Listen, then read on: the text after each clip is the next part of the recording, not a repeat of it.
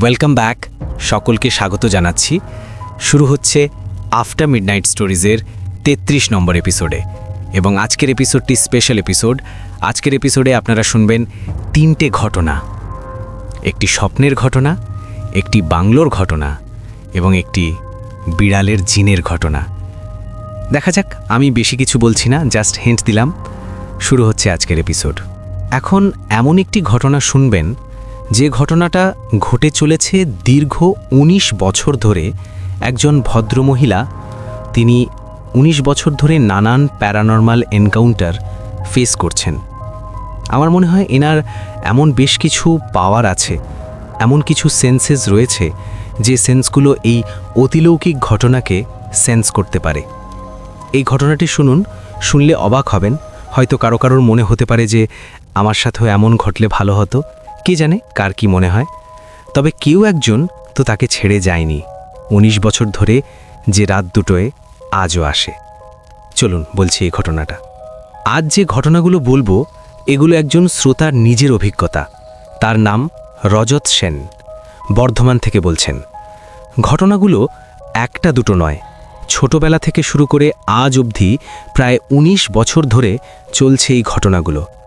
আর সবথেকে ভয়ের কথা হলো সেই ঘটনাগুলো এখনও থামেনি। তো বেশি কথা না বলে শুনছি তার ভাষাতেই শুরু করি। তখন আমি ক্লাস 5 কি 6-এ পড়ি। আমরা থাকতাম আমার মামার বাড়িতে, বেলেঘাটায়। বাড়িটার একটু বর্ণনা দিই, কারণ বাড়িটা না বুঝলে ঘটনাটা বুঝবেন না। গেটের ঠিক সামনে একটা বিশাল কদবেল গাছ। কত পুরনো গাছ সেটা কেউ জানে না। গাছটার বুড়ি এত মোটা যে দুজন মিলে জড়িয়ে ধরলেও হাত মিলবে না। সেই গাছটা পেরিয়ে ভিতরে 3টে ঘর পাশাপাশি। প্রথম ঘরে আমার মামামি, তারপর মাসি, আর সব শেষে আমরা। একদিন অনেক ভোরে আমার ঘুম ভাঙল। বাথরুম যেতে হবে। চারিদিকে তখনও আলো ফোটেনি। সেই না রাত না ভোরের সময়, যখন সব কিছু ধূসর দেখায়, যখন জিনিসের আকার থাকে কিন্তু রং থাকে না। বাথরুমের দিকে এগোচ্ছি, হঠাৎ করে চোখ গেল পাশের বাড়ির বাউন্ডারি ওয়ালের দিকে। কেউ একজন দাঁড়িয়ে আছে পাঁচিলটার ঠিক ওপাশে। বুক পর্যন্ত দেখা যাচ্ছে, মানে লোকটা লম্বা, কারণ পাঁচিলটা তো কম না। মুখটা স্পষ্ট দেখা যাচ্ছে না, কিন্তু বোঝা যাচ্ছে যে সে আমার দিকেই তাকিয়ে আছে। প্রথমে ভাবলাম চোর, কিন্তু চোর হলে তো আমাকে দেখে পালাতো, লুকোতো। কিন্তু এই লোকটা নড়ছে না, শুধু তাকিয়ে আছে। লোকটার চোখের পাতাটুকু পড়ছে না। আমি বাথরুমে ঢুকলাম না, পিছন থেকে সরে আসতে লাগলাম ধীরে ধীরে। লোকটার দিক থেকে চোখ না সরিয়ে আমি পিছন দিকে আসছি। ভাবছি ঘরের কাছে গিয়ে মাকে ডাকব। পা টিপে টিপে পিছোচ্ছি। লোকটা তাকিয়ে আছে আমার দিকে, আমি পিছাও তাকিয়েই আছে। ঘরের কাছে পৌঁছানোর মুহূর্তে একবার চোখ সরালাম, মাত্র 1 সেকেন্ডের জন্য। যখন পাঁচিলের দিকে আবার তাকালাম, দেখলাম লোকটা নেই। পাঁচিলের ওপাশে কেউ নেই, যেন হাওয়ায় মিলিয়ে গেছে। না আছে কোনো পালানোর আওয়াজ, না আছে কোনো পায়ের শব্দ, শুধু সকালের ফাঁকা বাতাস। সেদিন আমার প্রচণ্ড জ্বর এলো। বাড়িতে সবাইকে বললাম। সবাই বলল ঘুমের চোখে আমি ভুল দেখেছি। আমি চুপ করে গেলাম, কিন্তু জানতাম ঘুমের চোখে মানুষ অন্ততপক্ষে হাওয়ায় মিলিয়ে যায় না। কিছুদিন পর, তখন পুরোপুরি সুস্থ, একদিন সন্ধ্যায় মা বাবা আমার ভাইকে নিয়ে সেলের কেনাকাটা করতে গেল। আমাকে বলা হলো টিফিন খেয়ে পড়তে বসবি। দোকান থেকে টিফিন কিনে বাড়ি ফিরলাম। ফিরে দেখি বাড়িতে একটাও আলো জ্বলছে না, পুরো বাড়িটা অন্ধকার। যদিও সেটা অস্বাভাবিক কিছু না, আমি শেষে বেরিয়েছিলাম, আলো জ্বালানো হয়নি। ভিতরে ঢুকে আলো জ্বালাবো, কিন্তু ঘরের সামনে পৌঁছতেই থমকে দাঁড়ালাম। বারান্দায় কেউ একজন দাঁড়িয়ে আছে, একটা ছায়া। কিন্তু ছায়া বললে ভুল হবে, কারণ ছায়ার তো আকার থাকে না। এর আকার ছিল একজন মানুষের আকার। সে আমাদের ঘরের ভেতর থেকে বেরিয়ে বারান্দায় এসে দাঁড়িয়েছে, আর আমার দিকে তাকিয়ে আছে। সেই একই দৃষ্টি, সেই একই নড়াচড়াহীন উপস্থিতি। কিন্তু একটা জিনিস আমার মাথায় বাজ পড়ার মতো আঘাত করল। ঘরের চাবিটা তো আমার হাতে, দরজায়ও তালা ঝুলছে। ভেতরে তো ঢোকার কোনো রকম উপায় নেই। তাহলে এই ঘরের ভেতর থেকে লোকটা বেরোলো কি করে? আমি দৌড় দিলাম, সোজা বাড়ির বাইরে চলে গেলাম। পাশের বাড়িতে গিয়ে বসে রইলাম, যতক্ষণ না মা বাবা ফিরল। মাকে বললাম, কিন্তু মা বিশ্বাস করল না। আগেও করেনি, এবারও বিশ্বাস করল না। এরপর ছোটোখাটো অনেক কিছু হতে থাকলো, বলে লাভ ছিল না, কেউ বিশ্বাস করতো না। আমি একটু একটু করে অভ্যেস করে নিলাম, অন্ধকারে কিছু দেখলে চুপ করে থাকবো, কাউকে বলবো না। এভাবেই চলতে লাগলো। তারপর আমরা উঠে এলাম নবদ্বীপে বাবার চাকরি সূত্রে। আমার বয়স তখন 16। ভাড়া নিলাম একটা দোতলা বাড়ি। আমরা থাকতাম দোতলায়, নিচতলা ফাঁকা, উপরে খোলা ছাদ। পুরো বাড়িতে আমরাই একমাত্র মানুষ, কিন্তু রাত নামলেই বোঝা যেত আমরা একা নই। প্রতি রাতে ঘড়ির কাঁটা 12টা পেরোলেই সারা বাড়িতে কেউ হেঁটে বেড়াতো। নিচতলায় পায়ের আওয়াজ, সিঁড়িতে খসখস, ছাদে কিছু একটা টানাটানির শব্দ, অথচ বাড়ির গেটে তালা, চাবি আমাদের কাছে। বাড়িওয়ালার কাছে কোনো ডুপ্লিকেট চাবিও নেই, কেউ ঢোকার কোনো পথও নেই।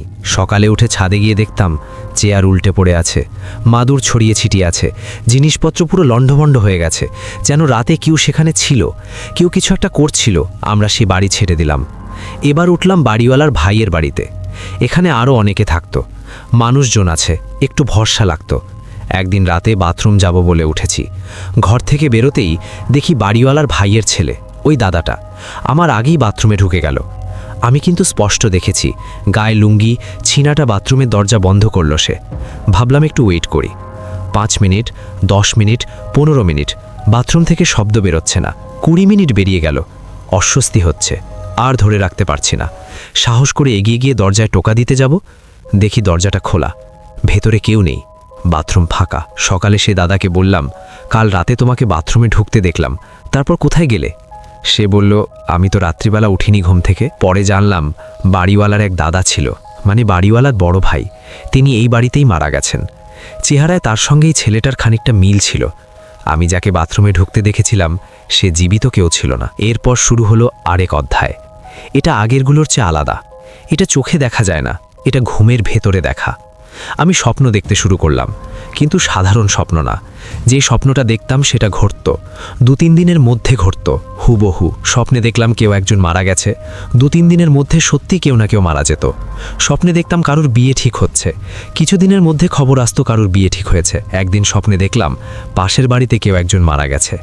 পরের দিন আমাদের বাড়িওয়ালা মারা গেলেন। একটা সময় আমি ঘুমোতে ভয় পেতাম, চোখ বন্ধ করলে মনে হতো আজ আবার কি দেখব, আর সেটা কবে কার সাথে সত্যি হবে। ঘুম যে মানুষের বিশ্রাম, সেটা আমার কাছে হয়ে গেছিল শাস্তি। তারপর আমরা কলকাতায় চলে এলাম। একদিন রাতে স্বপ্ন দেখলাম আমার বিয়ে হচ্ছে, খুব স্পষ্ট দেখেছি একটা বাড়ি, বাড়ির ভেতর একটা কালী মন্দির, আর সেই বাড়িটাতেই আমার বিয়ে হচ্ছে। সে স্বপ্নের ঠিক 13 দিনের মাথায় মাত্র 17 বছর বয়সে আমার দেখা হলো। পাত্রপক্ষ এলো, বিয়ে ঠিক হয়ে গেল। যখন শ্বশুর বাড়ি গেলাম দেখি বাড়ির ভেতরে কালী মন্দির, হুবহু সেই মন্দির। স্বপ্নে যা দেখেছিলাম চোখের সামনে তাই। ভাবছেন ঘটনা যে এখানে শেষ? আমিও ভেবেছিলাম নতুন জীবন, নতুন বাড়ি, হয়তো সব থেমে যাবে, কিন্তু থামল না। বউ বাড়ির দিন খেয়াল করলাম অনুষ্ঠান চলছে, কিন্তু সবার মুখে একটা চাপা আতঙ্ক। কেউ খোলামেলা আসছে না, ফিসফিস করে কথা বলছে, বলছে আজও আসবে, ঠিক আসবে, কিন্তু কে আসবে, কেন আসবে? কেউ আমাকে কিছু বলছে না, কারণ আমি তো নতুন বউ। পরের দিন এক ননদ বললেন, আমার স্বামীর এক দিদি ছিলেন, তিনি মারা গেছেন। বউবাড়ির দিন সবাই ভয় ছিল যে তিনি আসবেন। সেদিন তিনি আসেননি, কিন্তু আসতে শুরু করলেন আমার অষ্টম মঙ্গলা থেকে ফেরার পর। প্রতি রাত্রিবেলা ওই 2টো বাজলে, ঠিক 2টো, আমাদের ঘরের চালের ওপর দিয়ে পায়ের আওয়াজ হয়। 3টে পা ফেলা, 1, 2, 3। তারপর চাল থেকে নেমে পাশের ফাঁকা জমিতে শুকনো পাতার ওপর দিয়ে খসখস করে কারো হেঁটে চলার আওয়াজ। ঠিক 1 ঘন্টা পর আবার ফেরা, আবার সেই পাতার শব্দ, আবার চালের 3টে পা, 1, 2, 3। প্রত্যেক রাতে একই সময় একই ছন্দে সেই পায়ের আওয়াজ পেতাম, যেন কেউ কোথাও যায় আর ফিরে আসে প্রতি রাতে। বাড়ির অন্যদের জিজ্ঞাসা করলাম যে তোমাদের ঘরের ওপরেও কি এরকম আওয়াজ হয়? লোকজন বলল না, শুধু আমাদের ঘরের ওপরই এরকম আওয়াজ হয়। বাইরে বেরিয়ে অনেক চেষ্টা করেছি দেখতে যে কে যায়, কে হাঁটে, আওয়াজটা কোথা থেকে আসে। কোনো লজিক্যাল রিজন কিন্তু কিছুই দেখতে পাইনি। শুধু সেই 3টে পা, শুধু সেই ঘড়ি ধরে আসা যাওয়া। আর জানেন, আমার স্বামী কোনোদিনও চাননি তার দিদি চলে যাক। তিনি বলতেন, দিদি আসুক না, ওর ইচ্ছে। সেটা প্রায় 19 বছর আগের কথা। আজও রাত 2টো বাজলে আমি জেগে থাকি। আজও সে চালের উপর দিয়ে 3টে পা ফেলার শব্দ শুনি। আজও সে আসে, আজও সে ফেরে। সে আমাকে ছেড়ে যায়নি। 19টা বছর ধরে সে আজও আছে, ভাবা যায়? আপনাদের মধ্যে অনেকেরই হয়তো এখন মনে হতে পারে যে এমন ঘটনা আপনার সঙ্গে ঘটলে ভালো হতো। প্যারানর্মাল জিনিসকে ফেস করার ইচ্ছে কিন্তু আমাদের সব সময় থাকে। আমি জানি না সবার থাকে কিনা, কিন্তু আমার প্রচণ্ড থাকে। যে কোনো অলৌকিক ঘটনা চোখের সামনে ঘটলে ওই যে অবাক হওয়াটা থাকে, সেই অবাক হওয়াটা আমার বেশ ভালো লাগে। এই ঘটনাটা আশা করছি আপনাদেরকে ভাবিয়েছে কেন সেই ভদ্রমহিলা 19 বছর ধরে থেকে গেছেন। তাহলে কি ওনার স্বামী কোনোদিনও চাননি তার দিদি চলে যাক? এই কারণে দিদি থেকে গেছেন, কে জানে। এছাড়া কালী মন্দির আছে এমন বাড়িতে বিয়ে হওয়ার স্বপ্ন এবং সেটা সত্যি হওয়া, এটাও কিন্তু অনেক রকম প্রশ্ন আমাদের মাথায় আনে। এখন এমন একটি ঘটনা শুনবেন যে ঘটনাটা ঘটে চলেছে দীর্ঘ 35 বছর ধরে। ঘটনাটি আমি শুনেছিলাম আমার বন্ধু রাহুলের কাছে।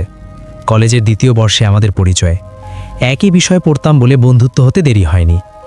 একদিন ক্লাসের পর ক্যান্টিনে আড্ডা মারছি, এটা সেটা কথা হচ্ছে। হঠাৎ কি প্রসঙ্গে জানি না রাহুল তার কাকার একটা ঘটনা বলতে শুরু করলো। বলতে বলতে ওর গলাটা একটু নেমে গেল, চোখটা অন্যদিকে চলে গেল। যেভাবে মানুষ এমন কিছু বলে যেটা বলতে গেলেই গায়ে কাটা দেয়, সেরকম। ঘটনাটা আজ থেকে প্রায় 35 বছর আগের। জায়গাটা মেদিনীপুরের একটি প্রত্যন্ত গ্রাম লক্ষ্মীপুর। তখনকার দিনে গ্রামে বিদ্যুৎ পৌঁছয়নি। সন্ধ্যার পর লণ্ঠন আর কেরোসিন আলো ছাড়া চারিদিকে শুধু অন্ধকার। সেই অন্ধকার যেটা শহরের মানুষ কখনোই কল্পনা করতে পারে না। চোখের 1 ইঞ্চি সামনেও দেখা যায় না। রাহুলের কাকা, নাম বলবো না কারণ তিনি আজও এই ঘটনা নিয়ে কথা বলতে রাজি নন। তিনি তখন সার্ভিস সেটেলমেন্টের কাজ করতেন। সরকারি কাজে দূর দূরান্তে যেতে হতো, গ্রামে গ্রামে থাকতে হতো। ভূতপ্রেত বলে কিছু আছে এটা তিনি কোনোদিন বিশ্বাস করতেন না। হাসতেন, বলতেন অন্ধকারে মানুষ নিজে নিজেকে ভয় পায়। সেই রাতের পর থেকে তিনি আর হাসেননি। আজও 35 বছর পর তিনি অন্ধকারে একা ঘরে শুতে পারেন না, ওনার ভয় লাগে। কাকা কাজের সূত্রে গেলেন লক্ষ্মীপুরে। থাকার জায়গা হলো গ্রামের একদম শেষ প্রান্তে একটা পুরনো ডাকবাংলো। ব্রিটিশ আমলে তৈরি একটা ডাকবাংলো। পুরো দেয়াল, উঁচু সিলিং, বড় বড় জানলাগুলো, যেগুলোর পাল্লা বন্ধ করলেও ফাঁক দিয়ে বাতাস ঢোকে। সে বাতাসে একটা বাসি গন্ধ আছে। পুরনো কাঠ, স্যাঁতসেঁতে দেয়াল আর বছরের পর বছর একাকিত্বের গল্প। ডাকবাংলোর ঠিক সামনে একটা বিশাল ছাতিম গাছ, এত পুরনো যে গুড়িটা 3 জন মিলে জড়িয়ে ধরলেও হাত মিলবে না। ডালপালা ছড়িয়ে আছে চারিদিকে। দিনের বেলা গাছটার নিচে রোদ পৌঁছয় না। সন্ধ্যায় গাছটার ছায়া ডাকবাংলোর দেয়ালে এসে পড়ত, আর মনে হতো কেউ যেন বাংলোটাকে আঁকড়ে ধরে আছে। কাকা যেদিন পৌঁছলেন, গ্রামের কয়েকজন বয়স্ক মানুষ তাকে ডাকবাংলোর ঘরটা দেখিয়ে দিলেন।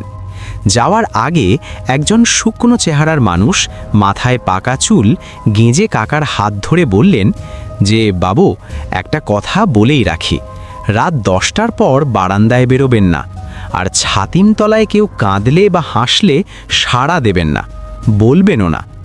কাকা হেসেছিলেন, ভদ্রভাবে বলেছিলেন, আমি এসবে বিশ্বাস করি না। বুড়ো মানুষটা কিছু বলেননি, শুধু কাকার দিকে এমনভাবে তাকিয়েছিলেন যেন কাকাকে দেখে উনি বুঝতে পেরেছিলেন যে কাকার সাথে কিছু একটা হতে চলেছে। বর্ষাকাল, সেদিন সারাদিন ঘুম উঠছিল। সন্ধ্যার পর থেকে বৃষ্টি শুরু হলো। ঝমঝমে না, অঝোরে, যে বৃষ্টিতে টিনের চাল থাকলে কথা বলার আওয়াজ শোনা যায় না, আর মাটির দেয়ালে, বাড়ির দেয়ালের ভেতর দিয়ে জল ছুঁইয়ে ঢোকে, এমন বৃষ্টি। ডাকবাংলোর দেয়াল পুরু ছিল, কিন্তু জানলার ফাঁক দিয়ে বাতাসের সাথে বৃষ্টির ছিট আসছিল। কাকা লণ্ঠনের আলোয় ফাইল দেখছিলেন। তখন রাত প্রায় 9টা। বাইরে শুধু বৃষ্টির শব্দ, একটানা শব্দ হচ্ছে, আর মাঝে মাঝে দূরে ব্যাঙের ডাক আসছে। এছাড়া পৃথিবীটা যেন নিশ্চুপ, আর মাঝে মাঝে মেঘ ডাকছে।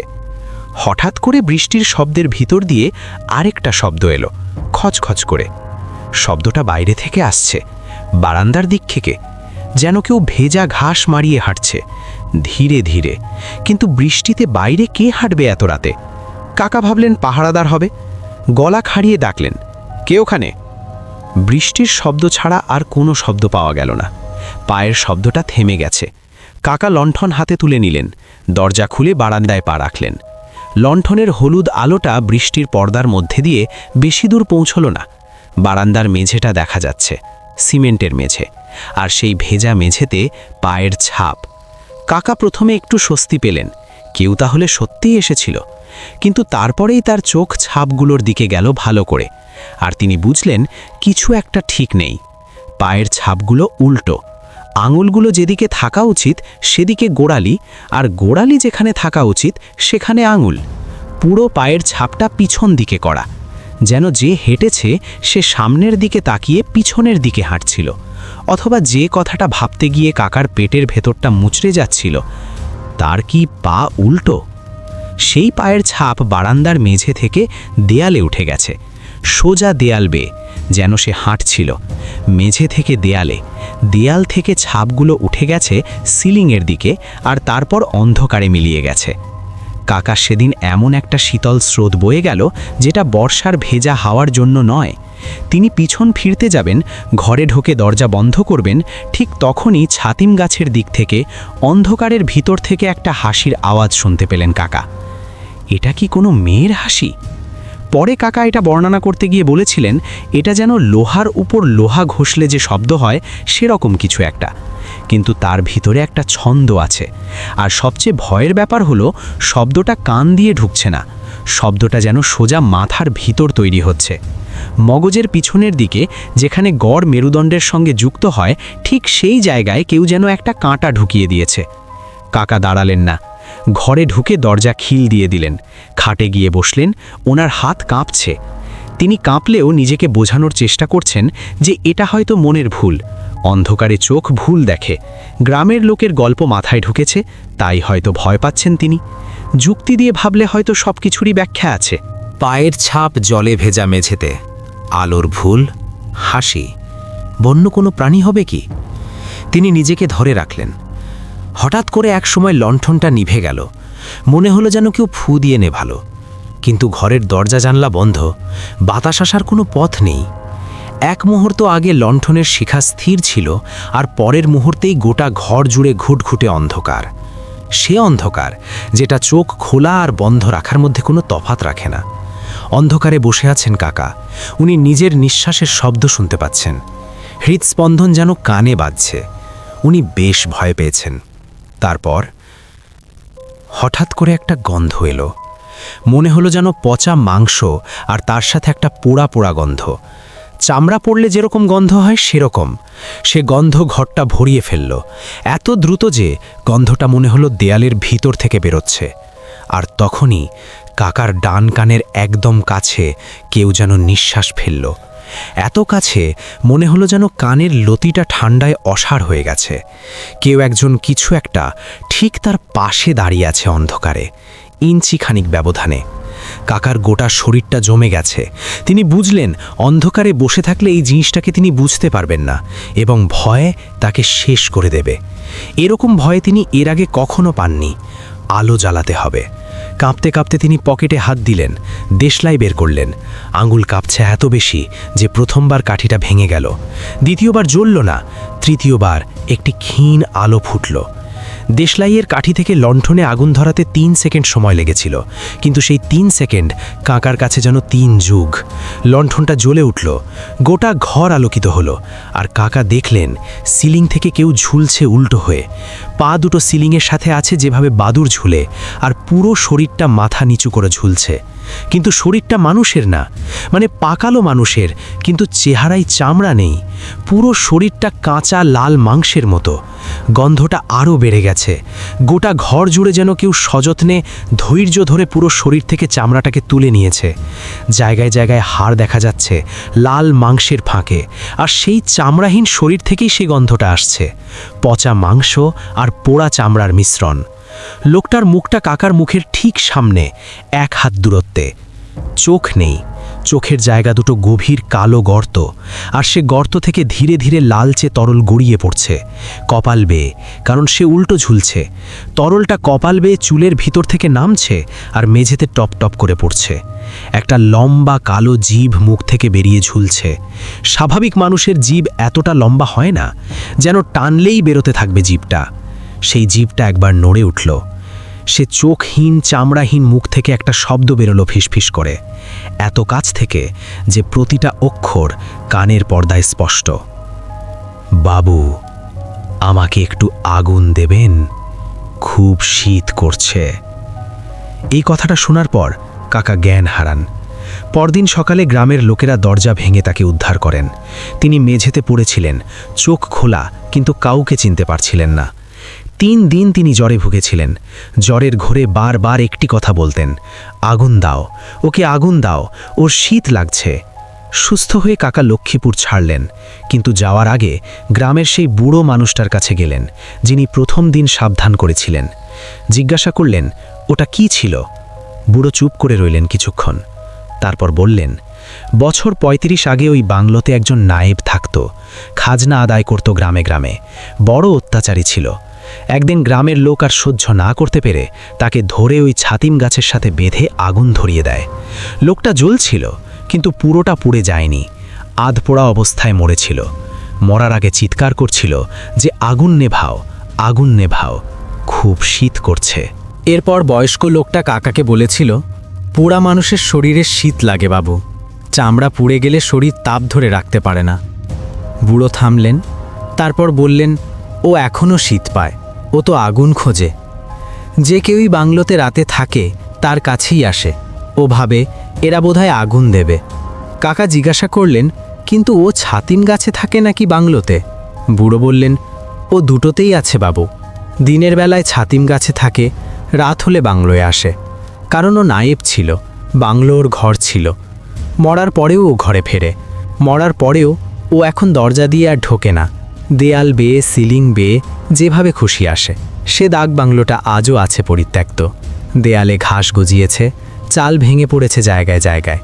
ছাতিম গাছটাও আছে, আগের চেয়ে আরও বিশাল, আরও ঘন আর অন্ধকার।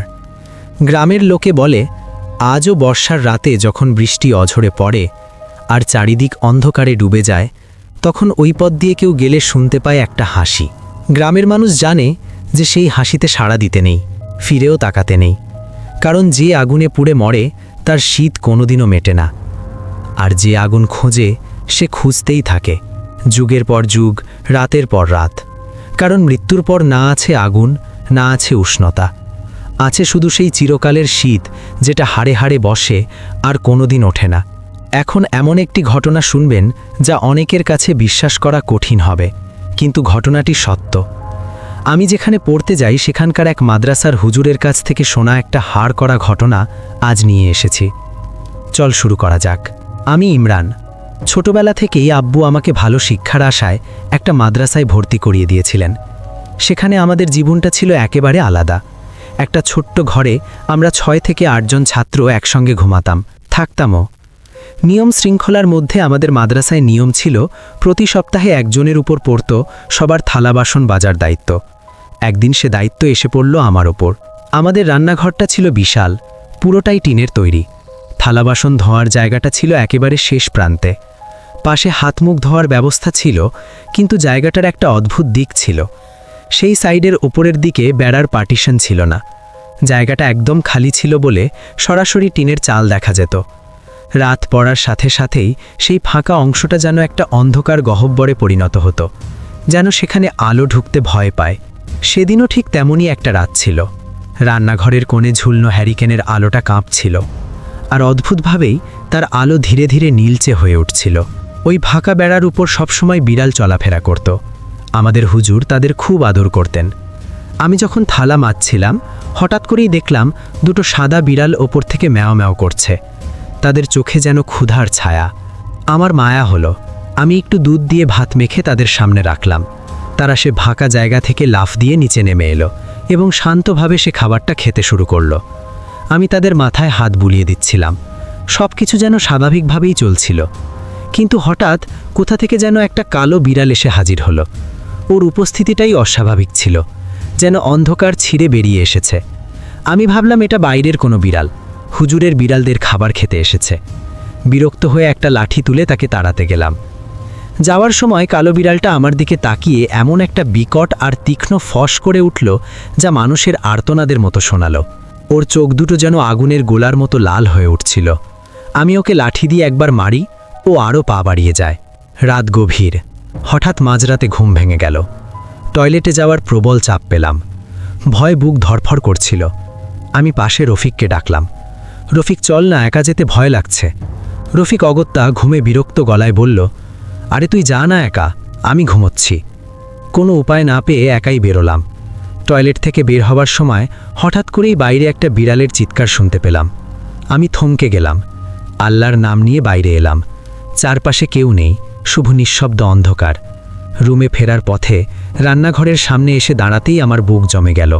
সেই কালো বিড়ালটা, সে কালো বিড়ালটা ঠিক মাঝখানে বসে আছে। ওর শরীর থেকে যেন একটা ভয়ঙ্কর গন্ধ বেরোচ্ছে, একটা পুরনো কবরের সাথে সাথে মাটির গন্ধ। ও আমার দিকে তাকিয়ে ফসফস করছিল, আর ওর চোখগুলো অন্ধকারের মধ্যে আগুনের মতো জ্বলছিল। আমি আর এক মুহূর্তও দাঁড়াইনি, দৌড়ে গিয়ে বিছানায় গিয়ে কম্বল মুড়ি দিয়ে শুয়ে পড়লাম। তারপর একটা স্বপ্ন শুরু হলো। স্বপ্নটা অনেকটা এরকম, চারপাশে কিচ্ছু নেই, শুধু অসীম অন্ধকার। আমি যেন এক বিশাল সাগরের মাঝে একটা ছোট্ট নৌকায় ভাসছি। হঠাৎ করে এসে অন্ধকারের বুক ছিঁড়ে একটা লম্বা বিশাল কালো অবয়ব আমার সামনে এসে দাঁড়ালো। তার কোনো মুখ নেই, শুধু কুচকুচে কালো শরীর আর অস্বাভাবিক লম্বা হাত। তার কণ্ঠ ছিল পাথরের মতো কঠিন। বলল, তোর এত বড় সাহস যে তুই আজকে আমাকে লাঠি দিয়ে ভয় দেখালি? আমি তো আমার বন্ধুদের সাথে খেতে এসেছিলাম। আমরা হুজুরের কথায় তোদের কাউকে কিছু করি না, ভয়ও দেখাই না। আমরা কাউকে দেখাও দিই না, যাদের ইচ্ছে করে শুধু তাদেরকে দেখা দিই। আর তুই আমাকে লাঠি দিয়ে মারতে চাইলি? দেখ এবার আমি তোর কি করি। আমি নিরুপায়ের মতো তার দিকে তাকিয়ে অবাক হয়ে আছি। আমার মুখ থেকে কোনো শব্দ বেরোচ্ছে না। হঠাৎ সে তার বরফ ঠান্ডা হাত দিয়ে আমার গলাটা চেপে ধরল। শ্বাস বন্ধ হয়ে আসলো, মনে হচ্ছিল ফুসফুস ফেটে যাবে। ঠিক সেই সময় বাস্তব জগতে আমার সহপাঠীরা এক ভয়ঙ্কর দৃশ্য দেখল। রফিক পরে বলেছিল যে সে হঠাৎ এক বিকট ঘর ঘর শব্দ শুনে উঠে দেখে আমি বিছানায় ছটফট করছি, আর নিজের দুই হাত দিয়ে আমি নিজেরই গলা চেপে ধরেছি। আমার চোখ উল্টে গেছে, পুরো সাদা চোখ আমার। সে চিৎকার করে সবাইকে ডাকল। হুজুর ছুটে এসে জায়নামাজে বসে অজানা ভাষায় দোয়া পড়তে লাগলেন। স্বপ্নের ভেতর আমি প্রায় মৃত্যুর দ্বার প্রান্তে। হঠাৎ করেই দুটো কণ্ঠস্বর, সেই কালো অবয়বটা থেমে গেল। তারপর দুটো উজ্জ্বল শুভ্র অবয়ব আমার সামনে এসে দাঁড়ালো। তারা লম্বা, শান্ত আর অদ্ভুত এক প্রশান্তি ঝরাচ্ছিল। তারা আমাকে ধরে বলল, ভয় পেও না, আমরা এসেছি। আমি আধ চেতনায় দেখলাম তারা কালো অবয়বটির সঙ্গে তর্ক করছে। তারপর সব অন্ধকার হয়ে গেল। সকালে জ্ঞান ফিরতেই দেখি রফিক পাশে বসে আছে। আমার জ্ঞান ফিরতেই ও হুজুরকে ডাকল। হুজুর এসে বলল, কিরে, এখন কেমন আছিস? আমি সব বলতে গেলাম, কিন্তু তিনি আমাকে থামিয়ে দিলেন। বললেন, বলতে হবে না, আমি সব জানি। আসলে তুই যে কালো বিড়ালটাকে লাঠি দিয়ে তাড়িয়েছিলিস, ওটা আমার পোষা জিন, আর সাদা দুটো আমার পোষা জিন, যারা তোকে কাল বাঁচিয়েছে। আমি ভয়ে জিজ্ঞাসা করলাম, হুজুর আমার আর কিছু হবে না তো? হুজুর গম্ভীর স্বরে বললেন, তুই কালো জিনটাকে তাড়ানোর কারণে সে তোর ওপর ক্ষিপ্ত হয়েছিল, কিন্তু তুই যেহেতু বাকি দুটো জিনকে আদর করে খাবার দিয়েছিস, তাই যখন রফিক আমাকে ডাকলো আমি বুঝতে পেরে আমার অন্য দুই জিনকে ডাকি, যারা তোকে বাঁচায়। এখন শোন, ভবিষ্যতে যদি আবার এমন কোনো ভুল করিস, তবে আমি তোকে বাঁচাতে পারবো না। হুজুর আমার হাতে একটা তাবিজ পরিয়ে দিলেন। বললেন, এই তাবিজ তুই কোনোভাবেই খুলবি না, খুললে তুই শেষ। যে কোনো সময় এই তিনটি জিন বিড়াল তোর সামনে আসতে পারে, তখন তাদের পেট ভরে খাওয়াবি, কালো বিড়ালের কাছে ক্ষমা চাইবি, আর সাদা বিড়ালকে ধন্যবাদ দিবি। এর অন্যথা হলে আমি কিছু করতে পারবো না। টানা ৮ বছর সে তাবিজ আমার হাতে ছিল। একদিন আমার বাড়িতে হঠাৎ করেই সেই ৩টি বিড়াল এলো। আকাশটা হঠাৎ মেঘলা হয়ে চারপাশ অন্ধকার হয়ে এলো। আমি ওদের দেখা মাত্রই সালাম দিলাম এবং বড় মা ধরে অনেক কিছু খেতে দিলাম। কালো বিড়ালটার সামনে দাঁড়িয়ে হাত জোর করে ক্ষমা চাইলাম এবং সাদা দুটোকে ধন্যবাদ দিলাম। এরপর ওরা চলে গেল। সেই রাতেই আমি আবার স্বপ্নে দেখলাম সেই সাদা অবয়ব আর কালো অবয়বটাকে।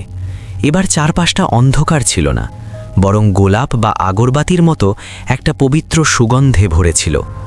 সে কালো অবয়বটা এবার তার হাতটা আমার কাঁধে রাখল, কিন্তু সেখানে কোনো আতঙ্ক ছিল না। সাদা অবয়ব দুটো আমার দিকে তাকিয়ে মৃদু হাসল, যেন আমাকে তারা বিদায় জানাতে এসেছে এবং আমার ৮ বছরের ভুল ক্ষমা করে দিয়েছে। স্বপ্নের শেষ মুহূর্তে তারা আবার ৩টি বিড়ালের রূপ নিয়ে ধোঁয়ার মতো মিলিয়ে গেল। পরদিন সকালে উঠে দেখি আমার কবজির সেই শক্ত করে বাঁধা তাবিজটা কয়লার মতো পুড়ে কালো হয়ে বিছানায় পড়ে আছে। কোনো সুতো কাটেনি, জট খোলেনি, যেন এমনিতেই সেই অলৌকিক বন্ধনটা শেষ হয়ে গেছে। আর যেখানে তাবিজ ছিল সেখানে বিড়ালের নখের আঁচড়ের মতো একটা স্থায়ী দাগ বসে গেছে। আসলে সৃষ্টির প্রতিটি প্রাণীর মাঝেই স্রষ্টার কোনো না কোনো রহস্য লুকিয়ে থাকে। আমাদের সামান্য অবহেলা বা নিষ্ঠুরতা যেমন বড় কোনো বিপদের কারণ হতে পারে, তেমনি প্রাণীদের প্রতি এক চিমটি ভালোবাসা আর মমতা আমাদের চরম বিপদ থেকে রক্ষাও করতে পারে। দয়া কোনোদিনও বৃথা যায় না, সেটা মানুষের প্রতি হোক কিংবা একটা বিড়ালের প্রতি। এই ছিল আজকের 3টি ঘটনা, একটি স্বপ্নের ঘটনা, একটি বাংলোর ঘটনা আর একটি জিনরূপী বিড়ালের ঘটনা। শুক্রবার এবং রবিবারের রাত মানেই ভয় পাওয়ার রাত উইথ আফটার মিডনাইট স্টোরিজ।